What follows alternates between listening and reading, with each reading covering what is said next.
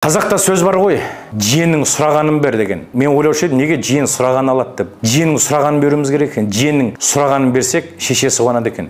Ал шешесі келіп, төркінге қуанып кетсе, сол Алланың нұры жауады екен. Біздер қалай? Қазақта сөз бар ғой бұрыннан келатқан. Қызды төрге шығар, қыз жыламасын, қызға құрмет көрсет, қызы бардың бағы бар дейді. Сол себептен сіздер білесіздер ма? Қыз төркіндеу керек деген сөз бар екен. Мысалы, семьяда 5 ұл, 5 қыз болатын болса, енді біздің кезімізде ғой енді, қыздарымыз, әпкелеріміз тұрмысқа шығып, немере сүйіп жатқан кезде, әр інісінің үйіне, ағасының үйіне төркіндеп бару керек екен. Ол қазақта төркіндеу дейді екен. Сонда бұл қазақтың бұрыннан келетқан салты. Қазір білмейді қазақ төркіндеу керек деген не екен. Сол себепті төркіндеу керек екен.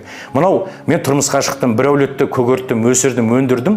Енді мен бауырларым үйіне барып қыдыруым керек деп, сол үйіне барып, өзінің төркінде жатқандай болып, әр бауырының үйінде өзін бір рахатқа бөлену керек. Ал сол шақырған үй әпкесіне, қарындасына төркіндеген үшін сый жасайды екен. Соны жаңғыртайықшы, қадірлі, құрметті қазағым.